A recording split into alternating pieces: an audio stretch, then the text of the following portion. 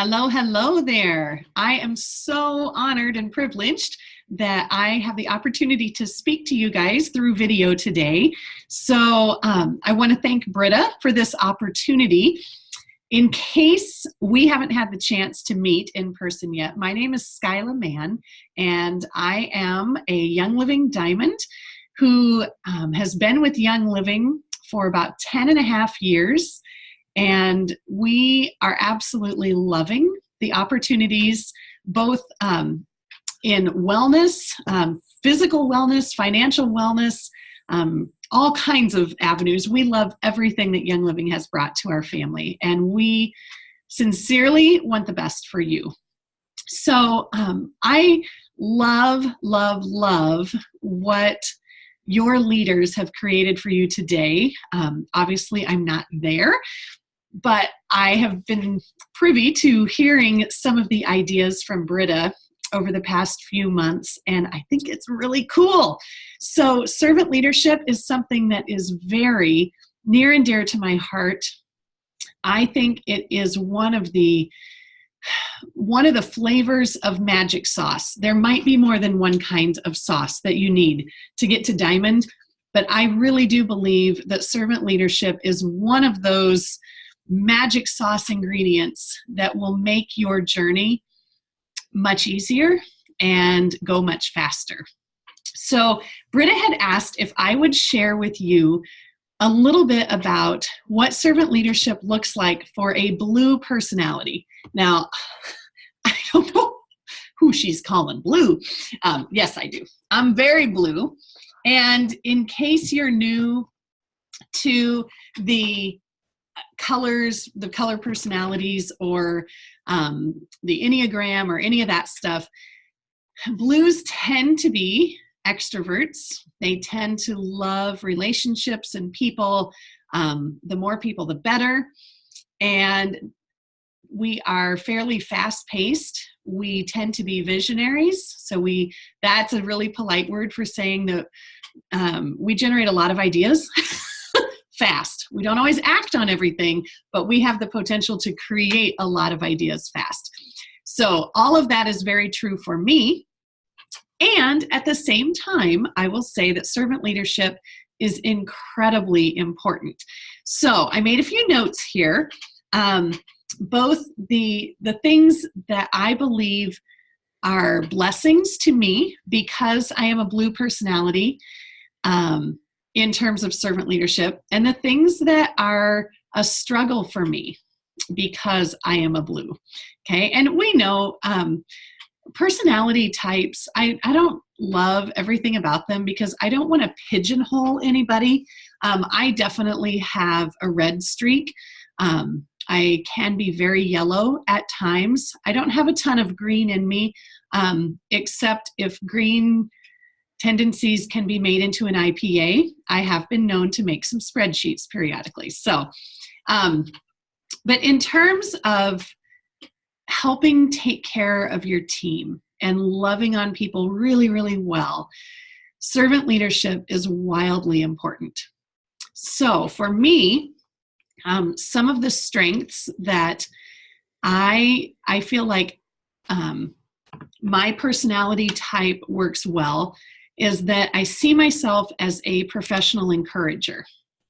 And what I mean by that is that for me, relationships are vitally important.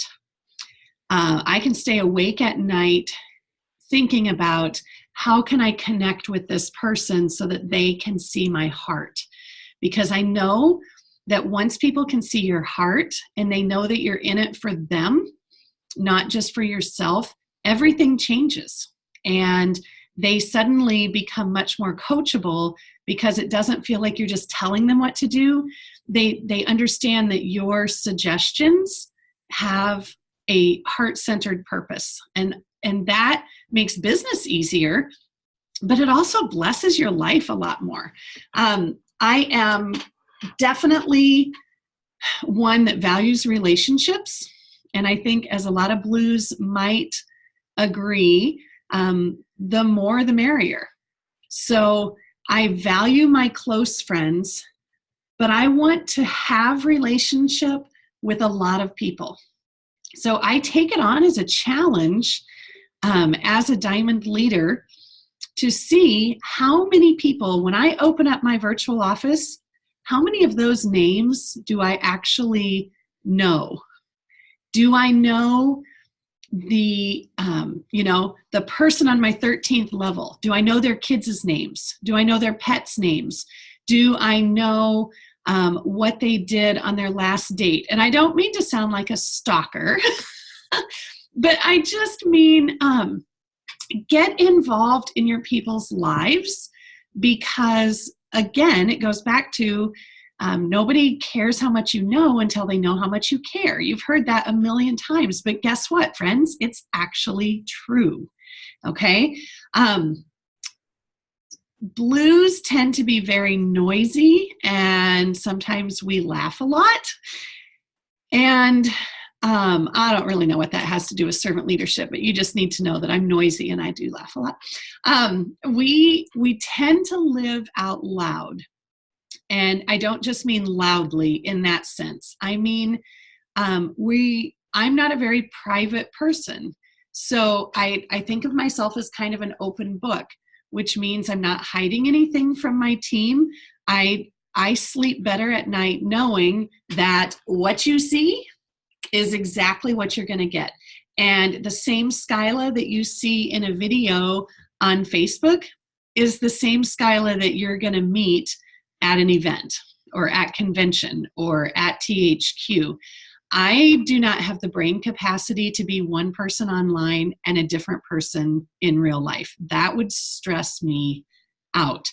So when you are serving your team, be authentic and be genuine, and don't try to act like a servant, if that makes sense. Like, embody that as part of your personality and who you are. My greatest joy in leadership, and really in life, even before I was ever in Young Living, my greatest joy was trying to figure out ways to help other people succeed. I love creating a win-win scenario. I don't think anything feels any better. And so when I have strategy sessions with people about growing their businesses, I really and truly want to help them see it's not just what's in it for you. How can we make 4 people on your team hit star so that you can then in turn become a senior star? I love, love, love those kinds of scenarios. Okay. So that's part of the strengths. But when you're a blue personality, there can be challenges. Okay. And I don't know that I want to call them weaknesses. It's just who we are. Okay. So for me, it can be tough to commit to things for life. And I'm not kidding. There's only a handful of things that I've vowed that I would commit to for life. One is being a wife. One is being a mother. And a lot of other stuff is negotiable. And I remember for many years when I started my Young Living business, I told everybody, and I still do sometimes, that when this quits being fun, I'm out of here. I'm not really leaving, Britta. Don't worry. But that's how I feel, that we have choices, okay? And sometimes too many choices can create disillusionment. Like it just is overwhelming to people. So that's one thing. Structure. One of the favorite questions that we love to ask our upline, I say we, because I've probably asked my upline this too. What kind of systems do you have that I can plug a new person into? Or what kind of system do you use for follow-up? That's sort of a nightmare scenario for me. I'm just being honest. Because structure and a blue personality are sort of an oxymoron. And yet, I still read personal development books that say systems will bless your life. I bet they would. I bet they would. And someday maybe I'll find one that I just love and want to lock into. But so far, I haven't. And so, I watched a video recently by Jamie Nato, who is a diamond from Kansas City, and she is also a blue personality. And she really, in her own eloquent way, related that you just have to be true to you. And as long as your people, your circle, your team knows that you are being authentic, it's not like you're faking anything. You can get to diamond doing random things. You just have to do a lot of them. It may not be the most efficient way. It's okay. It took me 3 years to get to diamond once I started taking this seriously. And I just did a lot of classes. That was how we grew. And you may have a more efficient way. And if you do, God bless you, high five, tell my team. Okay?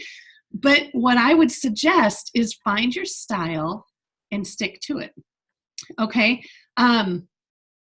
So I'm kind of veering off servant leadership here for a moment, but another struggle or con or weakness, if we're weighing pros and cons, to being blue is that we absolutely love the new shiny thing and can be quite distractible. This is not a surprise to you. We are most easily distracted by things that are fun or a celebration or things like that. I rarely am distracted by chores. I've been known to make chores fun so that I would do them. But it all comes back to relationships for me. And if I know that there is a person and a family on the other side of a task that will be blessed by my actions, I am far more likely to stick with something rather than just crunching numbers for my health. So, why should servant leadership be at the top of your to-do list? Or it's not a chore. I don't want you to think of it like that. But at the top of your priorities, maybe. No matter what color personality you are, I really do believe that there is no way that we can go wrong if we follow Christ's model for leadership. And when it says in the scriptures that the last shall be first and the first shall be last, you better believe that they're talking about humbling yourself and tending to the tasks and loving on the people that are just starting out and those that might need a little extra help. If we relate that to our businesses, it means do not ever look at someone who might be a star or a brand new member and brush them off because they are only a star. Oh, my friends, those are the ones that I love to work with the most because they have all that new shiny enthusiasm, and that is contagious. It is far more attractive than, a silver or a gold who has been stuck at that rank. And I'm using these. Oh, okay. I hope I'm still recording. I'm using those words, kind of stereotypically. But just know that when you make people first, you absolutely cannot go wrong. So have an awesome day at your retreat, your event, and be blessed in your efforts to become the very best version of a servant leader that you can become. Thank you.